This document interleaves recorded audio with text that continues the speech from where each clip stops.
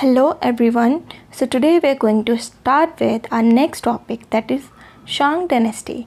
And as we know that it was a civilization during Bronze Age, so the Shang dynasty flourished around 1600 BCE to 1046 BCE, and it was one of the earliest and most influential civilizations in Chinese history. It was situated near fertile Huanghe or Yellow River Valley. The Shang dynasty laid the foundational aspect of Chinese culture, governance, and technological innovation. So let's study about this in elaborate way, that how it marked a significant era and development that profoundly influenced subsequent Chinese history. So as we know कि जो Shang dynasty थी ये central plain of northern China में rise हुई थी, and also it was particularly in the region of the Huanghe river, that is Yellow River, and this area was very rich alluvial soil and was ideal for the agriculture. So we know that अगर मान लो कि area का जो अगर soil है वो बहुत fertile है तो वो एरिया बहुत ही ज़्यादा फेवरेबल होगा for the agriculture. And since जो शांग सोसाइटी थी उसका जो कॉर्नर स्टोन था, like the most of the people use to do the agriculture only, and the dynastic core territory is generally identified with the present day Henan province with its capital cities such as Yin और Anyang. Present day उसका जो नाम है वो Anyang है, serving as vital political and cultural centres. And also the geographical location of Shang civilization played a crucial role in its development. Why so? Because the Yellow River provided not only fertile soil but also a means of transportation and communication, so allowing the Shang to control and expand their territory effectively. And this strategic location facilitated both internal cohesion and external expansion, making the Shang one of the prominent powers in early Chinese history. So obvious ही बात है ना कि अगर मान लो किसी dynasty के आसपास का अगर रीजन है वो बहुत ही ज़्यादा, वहाँ की लैंड बहुत फर्टाइल है, तो वो उसे एक बहुत अच्छा मोड ऑफ प्रोडक्शन के लिए एक बहुत अच्छी जगह होगी. ऑल्सो उसको वो एज अ ट्रांसपोर्टेशन यूज़ कर सकते हैं, as a means of communication use कर सकते हैं. सो it all provided them to expand and grow. So society and government. So the Shang society was organized in a hierarchical structure whereby the king was at apex, then the aristocracy and nobility, and then the craftsmen and the artisans, and then the peasants. So as we know कि जो king था during the Shang dynasty उसको ना केवल political powers मिली हुई थी but also उसके पास जो एक मीडिएटर की तरह वो वर्क करता था, जो कि गॉड एंड लोगों के बीच का एक मीडिएटर था. It use to control the social order and legitimacy as well as it use to control over religious practices and ceremonies. Okay, after that aristocracy and nobility. So what they used to do? So these individuals controlled large estates and played significant role in the administration and military affairs of the state. तो यानी कि जो aristocracy थे, nobility थे, तो वो क्या करते थे, तो वो लार्ज स्टेट्स को यानी लैंड रेवेन्यू को एडमिनिस्टर करते थे, एज वेल एज वो मिलिट्री अफेयर्स को भी लुक आफ्टर करते थे. They were responsible for collecting tribute from the peasantry. So ये जो पीजेंट कम्युनिटीज़ थे वो ट्रिब्यूट पे किया करते थे. सो उनको कलेक्ट कौन करता था? So nobility use to collect it and also supporting the kings campaigns and projects. For example, जब शैंग नोबल्स को जहाँ पे बरी किया गया है, अगर हम उसको उन ग्रेव्स को अगर हम डिग करते हैं, so we have found many bronze vessels, जो कि उस टाइम के लिए बहुत ही सिग्निफिकेंट चीज़, इम्पॉर्टेंट चीज़ थी, as well as jade ornaments which is very valuable, we know that. And ये चीज़ें क्या हमें रिफ्लेक्ट करती हैं? सो इट रिफ्लेक्ट्स दैट कि they had the high status and wealth they controlled. Also artisan and craftsman. So they were also another important class in Shang society, and they used to make what? So they used to make exquisite bronze vessels, weapons and tools for the Shangs. Also, the skill and the artistry of Shang bronze working works were evident in the artifacts such as ritual wines vessels जिसको ding बोला जाता था, ceremonial bells जिसको Jong बोला जाता था. These items were not only functional but also symbolized the wealth and the religious significance of the elite class. Also, at the base of the Shang society were the peasants who were primarily engaged in agriculture. So they cultivated millet, wheat and the other crops which formed the economic foundation of the Shang dynasty. The surplus produced by these farmers were essential for sustaining the population and supporting the various level of social hierarchies. So the agriculture जो सबसे bottom पे थे agriculturalist. So obvious सी बात है, without food production, without filling yourself, you cannot survive. So they were also the important part of it, but वो एकदम bottom में place किए गए थे. Next, innovations and achievements. So the Shang dynasty is notable for its achievement in several key areas. So first was writing system. So one of the most significant legacies of the Shang civilization is its writing system. So they developed one of the earliest form of Chinese writing known from inscriptions on oracle bones and bronze vessels. So oracle bones क्या होते थे? सो ये mostly जो aux होते थे, aux के shoulder bone से बना हुआ होता था एंड इसका यूज़ करते थे वो कि फ्यूचर प्रेडिक्शंस के लिए.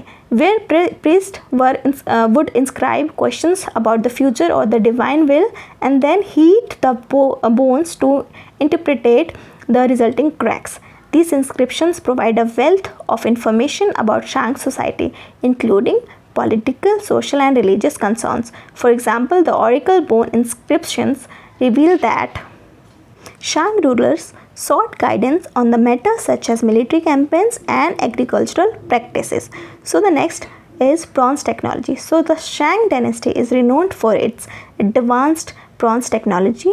Shang craftsmen excelled in bronze casting and durable artifacts. The famous Ding vessels used for ritual offerings and the Zong bells used in ceremonies are the prime example of Shang bronze work.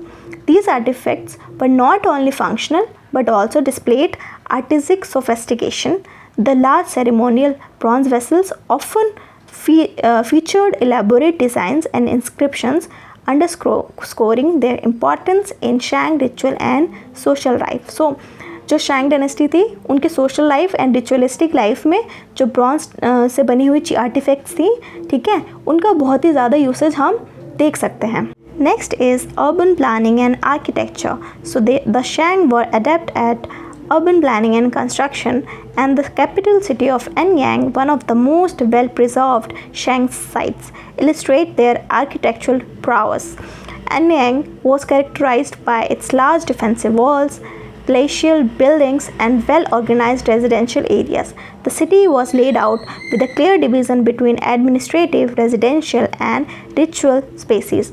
The Shang also built impressive tombs of their rulers and nobility.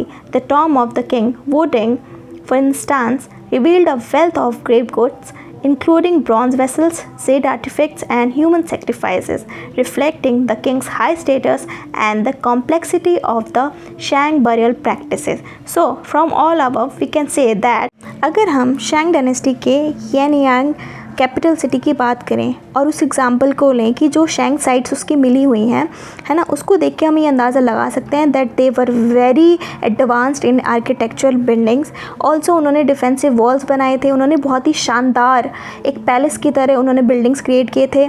Also जो residential areas थे, administrative buildings थे, या फिर जहाँ पे भी वो rituals को प्रैक्टिस करते थे, वो सारे एरियाज़ में क्लियर डिवीज़न देखा जा सकता था. ऑल्सो जितने भी फेमस रूलर्स थे या नोबिलिटी थे, उनके जो टॉम्स मिले हैं, that is very very impressive and the example of it is woodings tomb. And next, so the religion and the rituals. So for the Shang life, like Shang dynasty, जो kings थे वो political head भी थे as well as they were also the religious leader.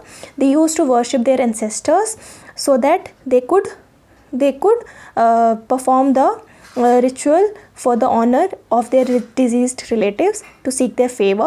The Shang believed in pantheon of gods and spirits. मतलब पैंथियंस का मतलब है like group of बहुत सारे ही उनके गॉड्स थे. मतलब जैसे हिंदुओं में हमारे में होता है, like we have many god and goddesses जिनकी हम पूजा करते हैं, वैसे ही वो भी पूजा किया करते थे. Also they use to worship the spirits which they sought to appease them through elaborate ceremonies and offerings. The use of oracle bonds for divination was a key religious practice, like they used to predict the future using the oracle bones, providing a means of communication with the divine realm. So they used to connect with the divine using the oracle bones.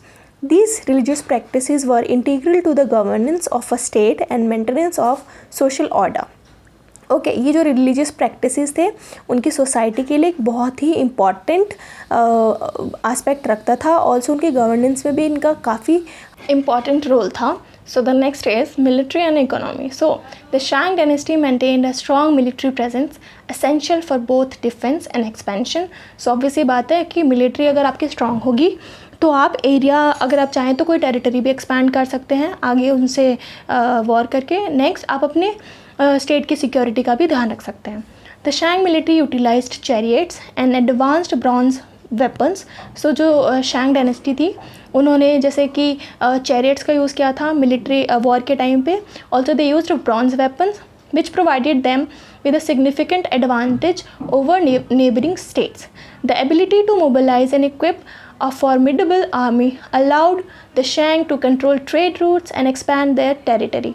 So since they have the equipments to fight for war, they controlled trade routes. Also they expanded their territory using that. Also so इनकी जो economic and political dominance था वो भी बहुत high था. तो अगर हम शांग डायनेस्टी के इकोनॉमी की बात करें तो क्योंकि वहाँ पे most of the people use to do agriculture, so agriculture was the backbone of the Shang economy. And जो फर्टाइल लैंड प्रोवाइड किया था येलो रिवर ने, ठीक है, वो बहुत ही फेवरेबल था for the cultivation of variety of crops. The Shang also engage in trade with neighboring regions. इससे क्या होता था, so they use to exchange silk, jade and ceramics. And क्योंकि ट्रेड नेटवर्क एस्टेब्लिश्ड था तो it use to facilitate them to exchange और acquisition of luxury items in their state. So next, decline and legacy. So the decline of the Shang dynasty was due to the combination of internal strife, weakened central authority and the external pressures. So क्या reason होता है? So mostly अगर आपके मान लो state में ही अगर internal कोई issue चल रहा है या फिर सेंट्रल अथॉरिटी है उसके पास उतनी पावर नहीं रह गई आफ्टर फ्यू डेकेड्स और आफ्टर सर्टेन टाइम, सो उससे क्या होता है कि उन पे प्रेशर आता है. और ऑल्सो जो एक्सटर्नल स्टेट्स होती हैं वो अगर बहुत पावरफुल है तो इससे भी किसी डायनेस्टी का एंड हो जाता है. So the by the late Shang period, the dynasty faced increasing challenges from the rival states and internal dissent. So आपसी मतभेद था उनके स्टेट में after certain time period. Also जो राइवल स्टेट्स थी वो भी उनकी जो पावर थी वो बहुत ज़्यादा इंक्रीज़ हो गई थी. So the Zhao, a neighbouring state, capitalised on these weaknesses and eventually overthrew the Shang around 1046 BCE. The Zhao dynasty succeeded the Shang and adopted many of the cultural practices, ensuring the continuation of Shang influence in Chinese history. So obviously बात है, आगे कोई अगर dynasty आती है उसको अगर कुछ अच्छा दिखता है कि ये उसके स्टेट में बेटर था and it was flourishing and people use to follow the king using these practices, तो वो अपने स्टेट में कंटिन्यू रख सकते हैं. ये सारे एग्जांपल्स हम अपने इंडियन स्टेट्स में भी देख सकते हैं कि अगर मान लो कोई रूलर था और अगर वो कुछ अच्छी प्रैक्टिसेस लाता था तो आगे के भी किंग्स उसको कंटिन्यू रखते थे या फिर डायनेस्टीज. ठीक है, तो वैसे ही झाओ डायनेस्टी जो थी जब उसने सक्सीड किया तो उन्होंने शैंग डायनेस्टी के बहुत सारे कल्चरल प्रैक्टिसेस को कंटिन्यू रखा. इसी वजह से जो शैंग इन्फ्लुएंस है वो चाइनीज़ हिस्ट्री में देखा जा सकता है. Then the legacy of the Shang dynasty. So इसकी लेगेसी क्या होगी? So in writing, metallurgy, urban planning, है ना, and the religious practices laid the ground of subsequent Chinese civilisation. मतलब इसका हम आगे भी इन्फ्लुएंस देख सकते हैं. The artefacts and the inscriptions from the Shang period provide invaluable insight into early Chinese society and continued to be studied by historian and archaeologist. Obviously बात है कि जो भी आर्टिफैक्ट एंड इंस्क्रिप्शंस होते हैं किसी स्पेसिफाइड डायनेस्टी से related, वो हमें बहुत ही इनवैल्यूएबल इंसाइट देता है किसी भी स्टेट की सोसाइटी के बारे में, उसके कल्चर के बारे में। सो लाइकवाइज इसने भी जो शैंग डायनेस्टी के जो इंस्क्रिप्शंस एंड आर्टिफैक्ट्स थे उन्होंने अर्ली चाइनीज़ सोसाइटी कैसी थी उसके बारे में बहुत ही इलेबोरेट वे से स्टडी करने में हेल्प करी है हिस्टोरियन एंड आर्कियोलॉजिस्ट की, और वो आज भी उसको पढ़ रहे हैं, उसके बारे में स्टडी कर रहे हैं। In summary we can say that कि शैंग सिविलाइजेशन एक बहुत ही इम्पॉर्टेंट पीरियड था अर्ली चाइनीज़ हिस्ट्री में। Its advancement in writing, technology and urban development set the stage for the future cultural and political developments, and also dynasty's influence on Chinese culture and governance is evident in continuity of practices and traditions that shaped subsequent dynasties and remain integral to the Chinese heritage. So upcoming जितने भी rulers आए या फिर dynasties develop हुई after शैंग dynasty, उस पर हम शैंग dynasty का इन्फ्लुएंस देख सकते हैं। इसने उनके कल्चर या फिर उनके गवर्नेंस या फिर उनके जो चाइनीज़ हेरिटेज है उसका एक इंटीग्रल पार्ट आज भी है। So here we are ending this lecture. So please like and subscribe to the video if you watched it. So any other recommendation or suggestion you want to give, please comment down below. Thank you so much. Have a good day, and also please stay tuned with us. Goodbye.